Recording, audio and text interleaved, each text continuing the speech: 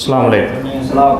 புகாரி 1378 இப்னு Abbas ரலியல்லாஹு அவர்கள் அறிவிக்கிறார், இரு கபர்களை கடந்து நபி ஸல்லல்லாஹு அலைஹி வஸல்லம் சென்றபோது இவ்விருவரும் வேதனை செய்யப்படுகிறார்கள். ஆனால் மிக பெரும் பாவத்திற்காக வேதனை செய்யப்படவில்லை. ஒருவர் கோல் சொல்லி திரிந்தவர், மற்றவர் சிறுநீர் கழிக்கும் போது மறைத்து கொள்ளாதவர் என கூறிவிட்டு ஈரமான ஒரு மட்டையை இரண்டாக பிளந்து இரண்டு கபர்களிலும் ஒவ்வொன்றாக நட்டார்கள். இவ்விரண்டின் ஈரம் காய்ந்தவரை இவர்களின் வேதனை குறைக்கப்படக்கூடும் என கூறினார். இதன் அடிப்படையில் வச்சு நம்ம உறவினர்களோட கபரில் நம்ம ஈரமாக மட்டைகளோ இல்லை தண்ணீரோ ஊற்றலாமா? அதன் அடிப்படையில் செய்யலாமா? சகோதரவங்க என்ன கேட்குறாங்கன்னா, ஒரு அடக்கம் செய்ததற்கு பிறகு அந்த கபரில் ஒரு சின்ன செடியையோ மரத்தையோ நாம் நடலாமா? நபிகள் நாயகம் ஸல்லல்லாஹு அலைஹி வஸல்லம் அவங்க அவ்வாறு செய்திருக்கிறார்கள்னு ஒரு ஹதீஸ் இருக்கு. புகாரில் உள்ள அந்த ஹதீஸை சொல்லி கேட்குறாங்க. அப்போ ரசூல்லா அப்படி செய்திருக்கிறார்கள் பொழுது நாம் ஒரு ஜனாசாவில் பங்கெடுக்கிறோம், நம்ம உறவினராக இருக்கிறாங்க, அடக்கம் செய்து முடித்ததற்கு பிறகு ஒரு செடியை கொண்டு அந்த இடத்துல நடலாமா, ஒரு சின்ன மரத்தை அதில் நடலாமா அப்படிங்கிறது தான் கேள்வி. நாம் அப்படி நடுவதற்கு நமக்கு அனுமதி இல்லை. ஃபஸ்ட் அதை விளங்கிடணும். நாம் அவ்வாறு செடியையோ ஒரு மரத்தையோ நடக்கூடாது. அது ஏன் ரசூல்லா நட்டாங்க, நம்ம ஏன் நடக்கூடாது? ரசூல்லா தான் நமக்கு முன்மாதிரி, ரசூல்லாவை தானே நம்ம பின்பற்றணும். ரசூல்லா ஒரு காரியத்தை செய்தார்கள் என்றால் அதையே நம்ம செய்யக்கூடாது அப்படிங்கிற ஒரு கேள்வி அங்கே வரும். இப்போ ரசூல்லா அதை செய்த முழுமையான தன்மையை நம்ம புரிந்து கொள்ளணும். ரசூல்லா செய்தார்கள் என்பது உண்மை. அது எதன் அடிப்படையில் செஞ்சாங்க, எப்படி செஞ்சாங்க, அந்த செய்தியினுடைய முழு தன்மையை பொறுத்து தான் நாம் அந்த செயலை பின்பற்ற வேண்டுமா இல்லையா அப்படிங்கிறத நம்ம பார்க்கணும். நபிகள் நாயகம் செய்த அனைத்தையும் நம்மால் செய்துவிட முடியாது. ரசூல்லா நமக்கு முன்மாதிரி, ரசூல்லா தான் நமக்கு மார்க்க சட்டங்களை சொல்கிறாங்க. சில இடங்களில் ரசூல்லாவே குறிப்பிட்ட சில வாசகத்தை கொண்டு இது எனக்குரியது உங்களுக்கு இல்லைங்கிற மாதிரி புரிய வச்சுருவாங்க. அந்த வாசகத்தின் மூலமாக நமக்கு அது விளங்கும். ஒன்று நேரடியாக விளங்கும், அல்லது கூடுதலான சில வாசகங்களின் மூலம் விளங்கும். இப்போ உதாரணமாக இதிலே நீங்கள் பார்த்தீங்கன்னா, இந்த சகோதரர் சொன்ன ஹதீஸை பொறுத்தவரையிலையும் அல்லாஹ்வின் தூதர் அவங்க சஹாபாக்களோடு சேர்ந்து போகும்போது ரெண்டு கபரை கடந்து போகிறாங்க. கடந்து போகும்போது ரசூல்லா சொல்கிறாங்க, இன்னஹுமா லயு அத்தபானி, இந்த ரெண்டு பேருமே வேதனை செய்யப்படுகிறார்கள். ஒமா யு அத்தபானி ஃபி கபீர், ரெண்டு பேரும் பெரிய பாவங்களுக்காகலாம் வேதனை செய்யப்படலை. ஒருவர் ஃபகான யஸ்ஆ பின் நமீமா, கோல் மூட்டுவார், அதிகமாக கோல் மூட்டுவார், அதனால் அவர் வேதனை செய்யப்படுகிறார். அம்மல் ஆஹர் ஃபகான லா யஸ்தன்ஸிஹு மின் பௌலிஹி, மற்றொருவர் சிறுநீர் கழிப்பதில் தூய்மையாக நடந்து கொள்ள மாட்டார்.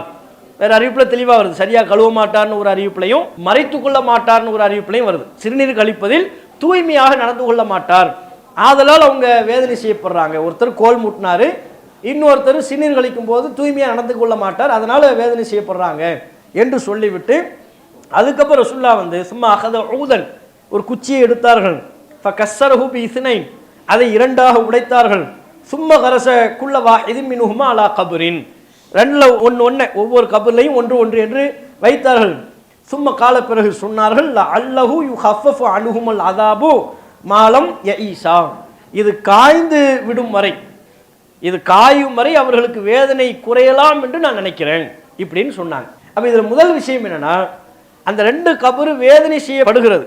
ரசூல்லா அந்த குச்சியை வச்சதனுடைய நோக்கம் என்ன? ரெண்டு கபரும் வேதனை செய்யப்படுது, அந்த வேதனை குறையணும் என்ற ஆதரவு வைத்து நபிகள் நாயகம் ஸல்லல்லாஹு அலைஹி வஸல்லம் அவங்க செஞ்சாங்க. வேதனை செய்யப்படுதுங்கிறது ரசூல்லாவுக்கு அறிவிக்கப்பட்டது.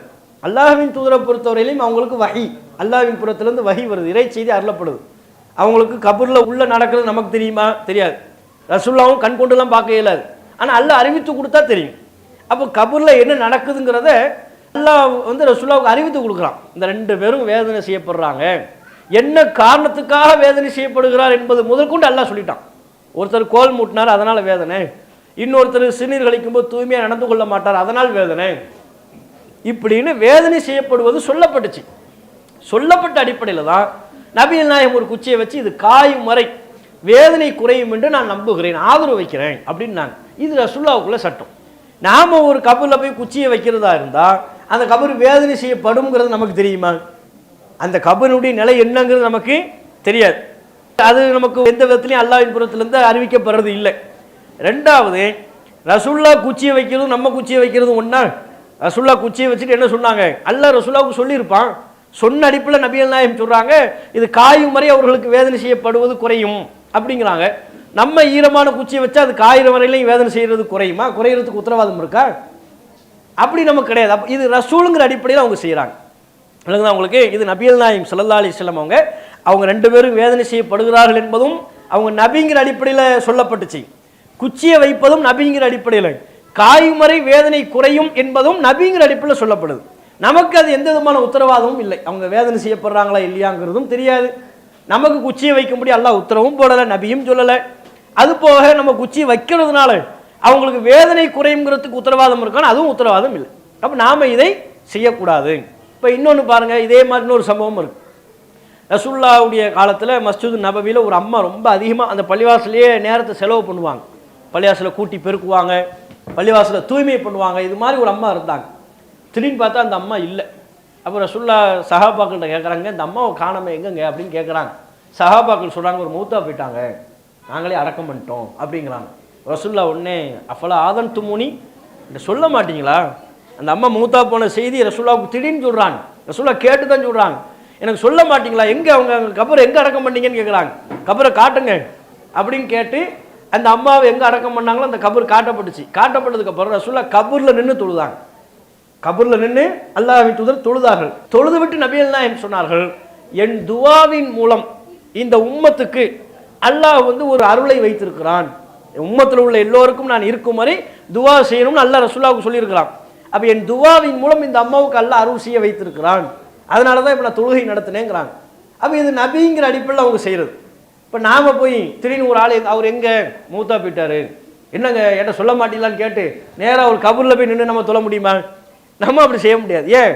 கபூரில் நின்று தொழுகணுங்கிறதுக்கு நமக்கு ரைட்ஸ் இல்லை, நபிக்கு ரைட்ஸ் உண்டு. ரசூலுல்லாஹ் தொழுதனுடைய சட்டம் நோக்கமே என்ன நோக்கம்? துவா செய்யணும்னு அல்லாஹ் உத்தரவு விட்டான்.